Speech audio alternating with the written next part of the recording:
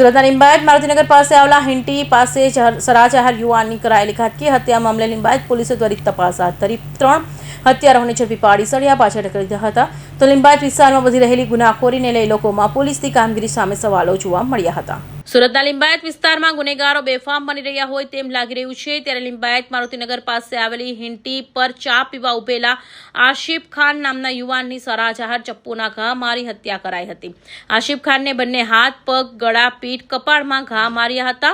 જાહેરમાં ખેલાયેલા લોહિયાળ જંગમાં લોકો પૂખ પ્રેક્ષક બની તમાશો જોતા રહ્યા હતા.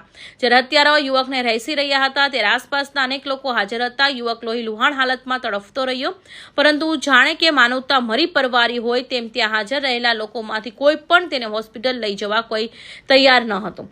સાથે જ પોલીસોના કોફ ઓસરી રહ્યા છે અને ગુનેગારો બેફામ બન્યા છે, જેથી લોકો પણ હવે વચ્ચે પડતા ડરી રહ્યા છે. જો કે અંતે કેટલાક લોકો આસિફ ખાનને તાત્કાલિક સારવાર માટે 108માં સિમેર હોસ્પિટલ અને ત્યાંની ખાનગીમાં લઈ ગયા હતા, જ્યાં તેનું મોત નીપજ્યું હતું. બીજી તરફ લિંબાયત પોલીસે આસિફની હત્યામાં સંડોવાયેલા કલીમ ઉદ્દીન શેખ, શહેજાદ નસીમ મુદ્દીન સિદ્દીકી અને મુહમ્મદ ઇલિયાસાદ રઈશ અહેમદ સલમાનની ધરપકડ કરી છે.